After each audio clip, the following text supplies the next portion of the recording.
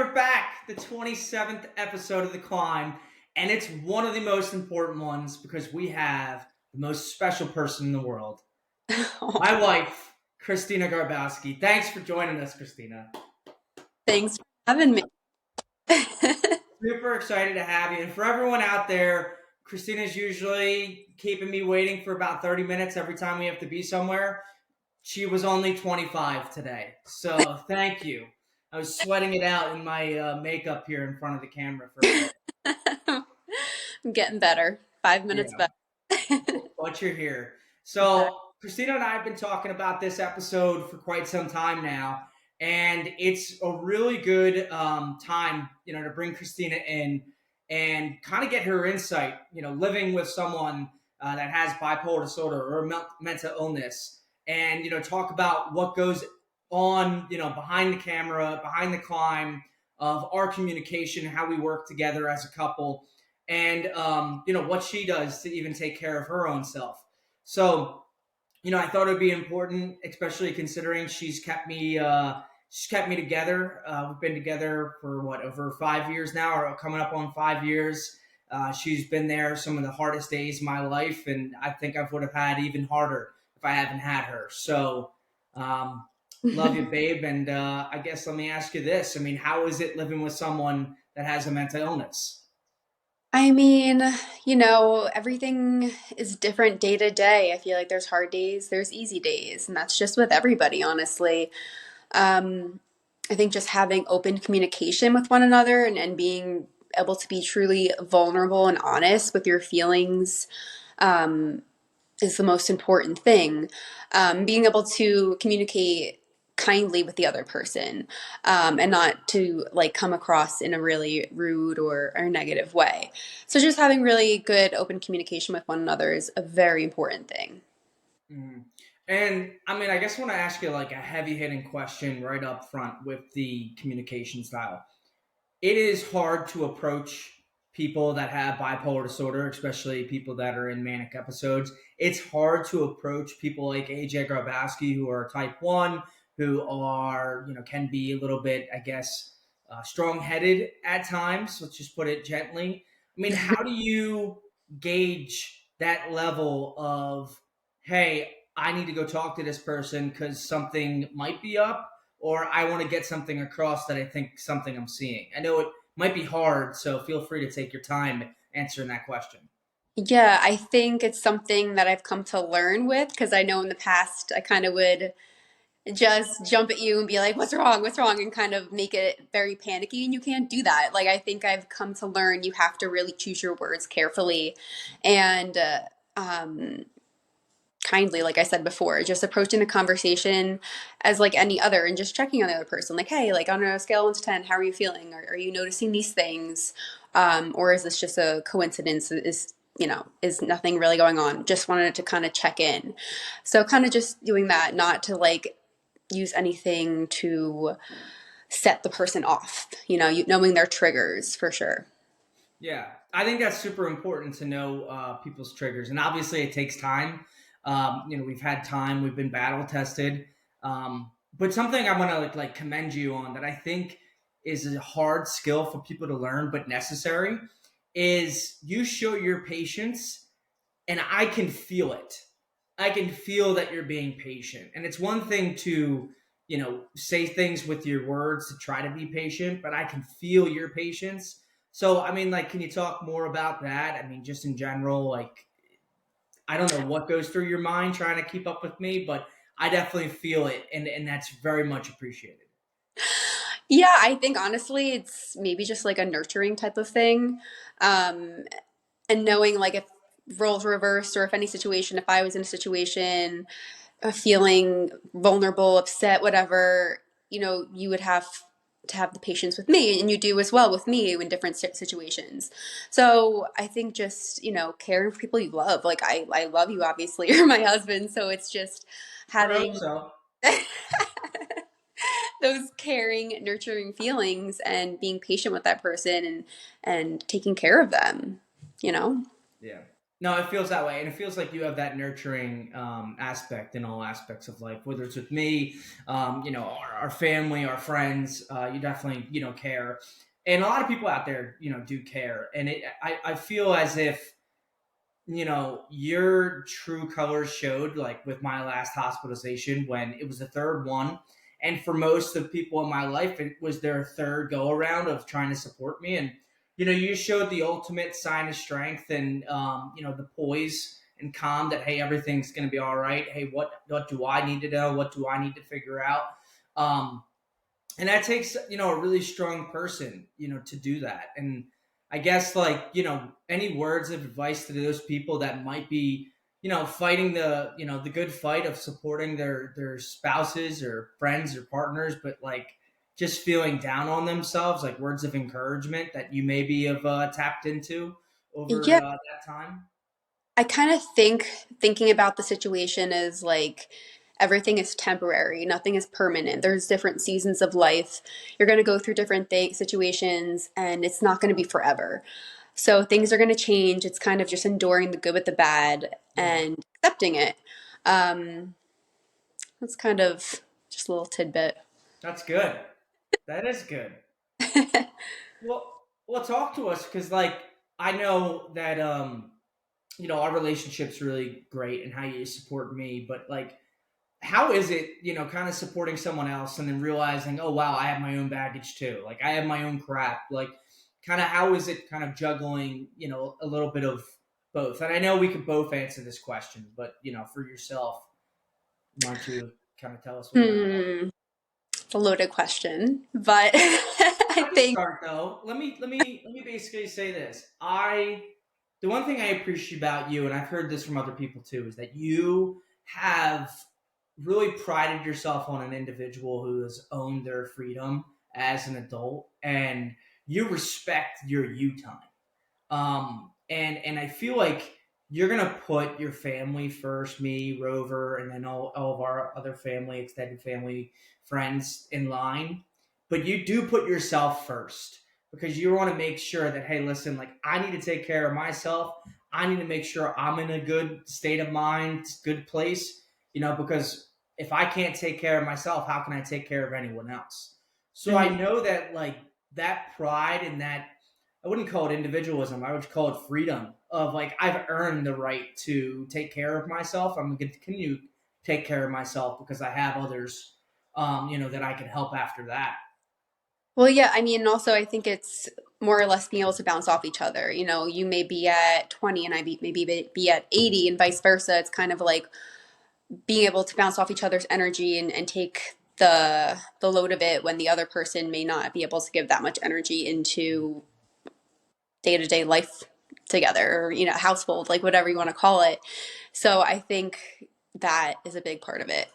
Yeah, it's like I think someone said it before. We've obviously talked about it, so a lot of it's just repeating what we've already talked about. But someone said like relationships aren't 50-50 at all. It's exactly what you said. Sometimes it's 90-10, sometimes it's 60-40, 70-20. And I mean that's something I really appreciate about you is you kind of like understand those times. As well as me, I know like when I have to put it into overdrive to kind of do things for you or basically give you that 70 so you can just, take the 30 there. I think Mm-hmm. that's super, super important. Something that I think might be beneficial too for other people to hear is just in general of like how we have grown, kind of gone through not only just like mental health, but as a young couple, like some stressful situations in life and kind of like realizing like we were talking in the car today that like like we might be a lot like those ants on ant hill. We might just be falling in line doing something, but there is all these things going on in life, but this granule like, hey, we have each other, like in the grand scheme of things, is this really going to bother us? I mean, I've always appreciated that aspect of your easygoing, like, hey, is this really going to be a big deal? And you just mentioned that too with my illness. Yeah. Yeah, and I think I take a lot of, your what is it? Can't think of the word. Mottos, Mantras. mantras. Yeah, Yes. nailed it. Um, day by day, everything day by day. Like you can't worry about something that didn't happen yet. You can't, you know, you have those anxious thoughts and feelings about, oh, this is going to happen, or what if this happens? And you kind of just have to go day by day because you don't know what can happen. Like anything can happen. We all know that, you know? Yeah. So, Yeah, anything can happen, but at the same token, too, like if today's total crap, what tomorrow might be amazing. Tomorrow might be some of the greatest news ever. I mean, we just a couple months ago were not having the best of times, me in particular. But then look at us last Tuesday. We both got amazing news that we're going to be mm, starting new careers, new jobs, and that happened because we took that short-minded approach of just stacking one day on top of the other, just trying to make the next day better than the last one. Um, and I do think that's something we embody very well. Um, yeah, yeah. love that. So let's talk about this because, like, I think if anyone, and I'm the biggest component of this too. I know that in order for me to be a good husband, I have to be on my P's and Q's with my mental health.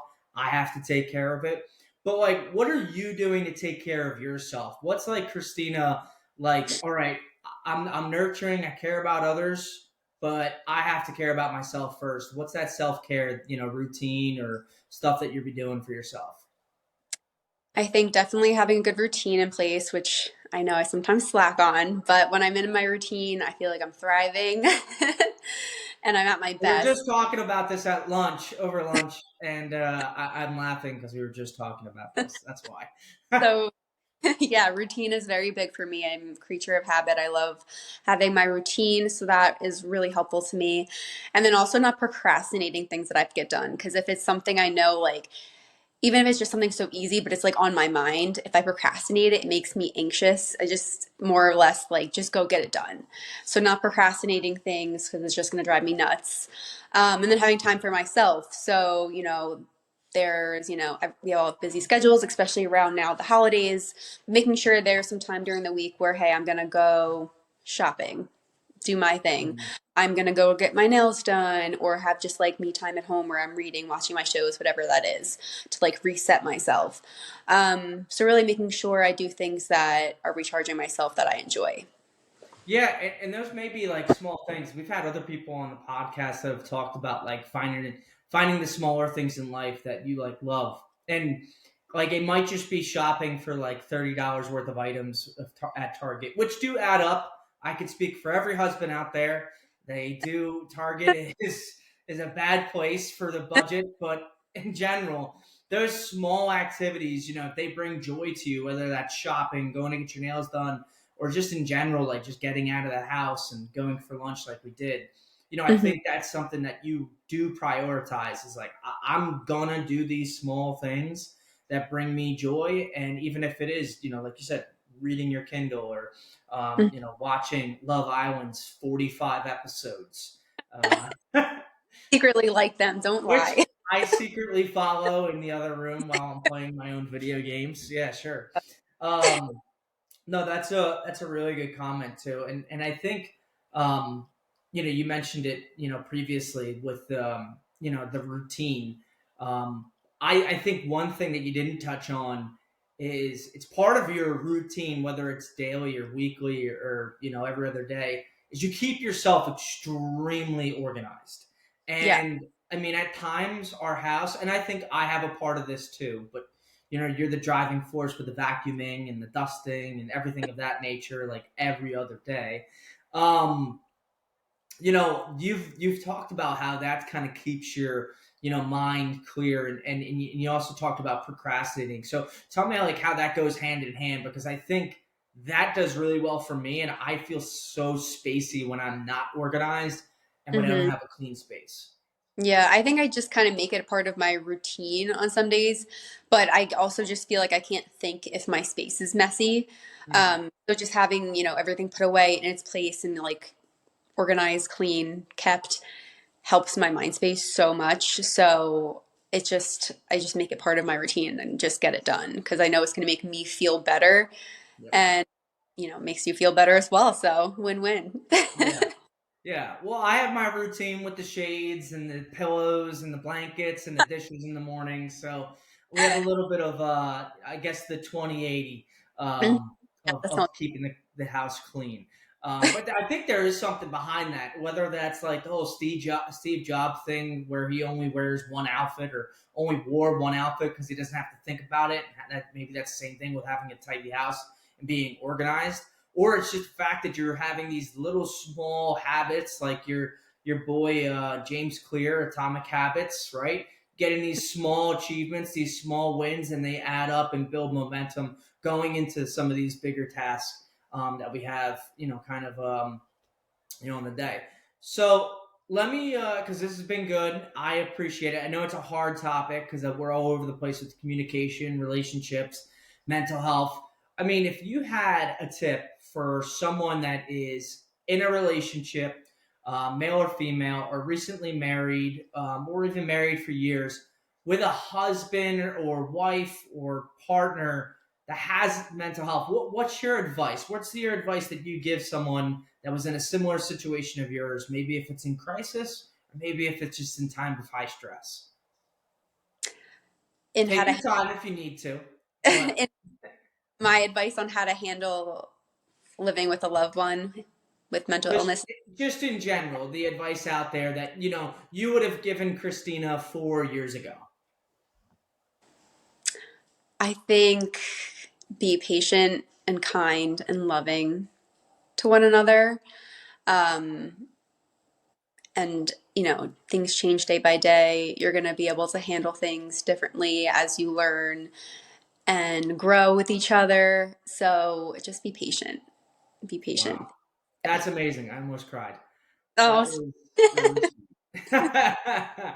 Well, Christina, you are great. I appreciate you coming on. Hopefully, we can have you on, maybe have a little bit more of a lighter conversation. But I know this is going to be super helpful for everyone out there that's supporting someone. You've made a huge impact on my life, and oh. you will for the rest of my life because you're stuck Mhm. with me. And can't wait to see these rest of the days out with you. Yes, me too. All right, love you, babe. Love you. All right. Bye, guys.